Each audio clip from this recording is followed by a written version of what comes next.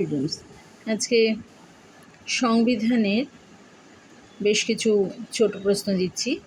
গণপরিষদ থেকে প্রস্তাবনা এগুলোকে ছোট প্রশ্ন হিসেবে দিচ্ছি। এখানে দেখো, গণপরিষদ কবে এবং কেন গঠিত হয়েছিল। গণপরিষদ 1946 সালের 9 ডিসেম্বর গঠিত হয়েছিল। এটা হচ্ছে ভারতীয় সংবিধান রচনার জন্য ক্যাবিনেট মিশনের প্রস্তাব অনুযায়ী গণপরিষদ গঠিত হয়েছিল। এক্ষেত্রে কতজন সদস্য নিয়ে গণপরিষদ গঠিত হয়েছিল। নেক্সট প্রশ্ন হচ্ছে, কবে সংবিধান গণপরিষদ থেকে গৃহীত ও কার্যকর হয়েছিল। এটা কিন্তু মোস্ট ইম্পর্টেন্ট প্রশ্ন।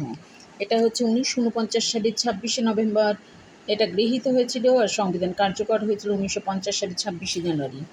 এই প্রশ্নগুলোকে তোমরা দেখো দিয়ে দিচ্ছি, তো তোমরা এইভাবেই পড়বে।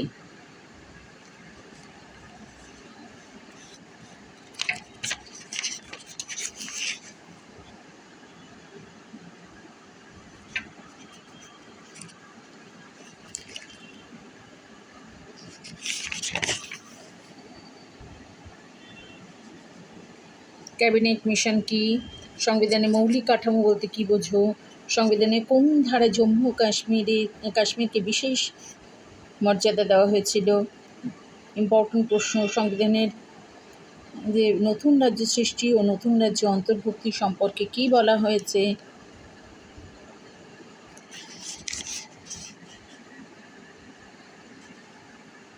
স্বাধীনতা ধারণা 19 নং ধারায় কী বলা হয়েছে? সংবিধানে রাষ্ট্র কী কী কারণে স্বাধীনতার অধিকারের উপর নিয়ন্ত্রণ করতে পারে?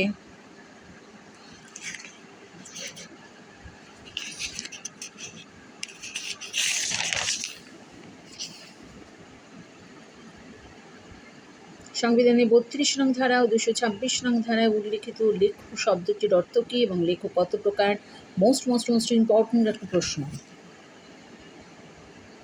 অধিকার পৃচ্ছা বলতে কী বোঝো? মোস্ট ইম্পর্টেন্ট প্রশ্ন।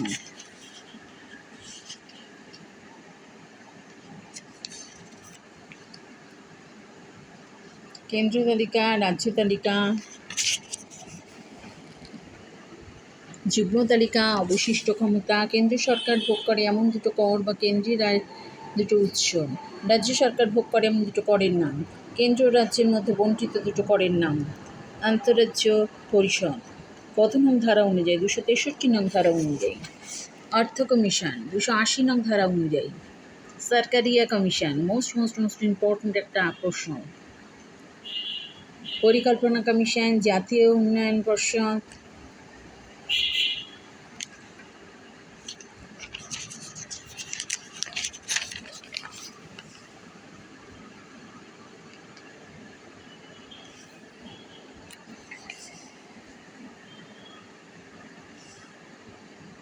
তোমাদের প্রয়োজন অনুযায়ী এগুলোকে তোমরা খাতায় লিখে পড়বে।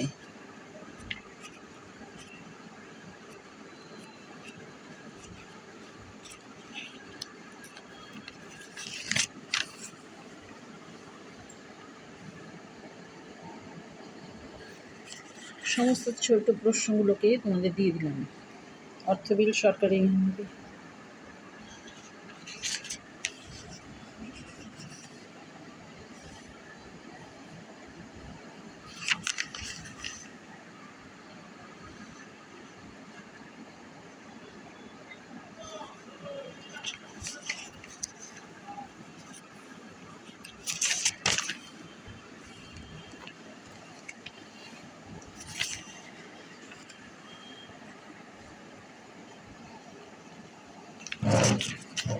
দেখো, পরপর সমস্ত প্রশ্নগুলোকে দিয়ে দিচ্ছি।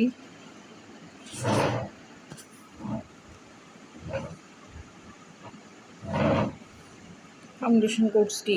মোস্ট ইম্পর্টেন্ট একটা স্যান্ডউইচ প্রশিক্ষণ।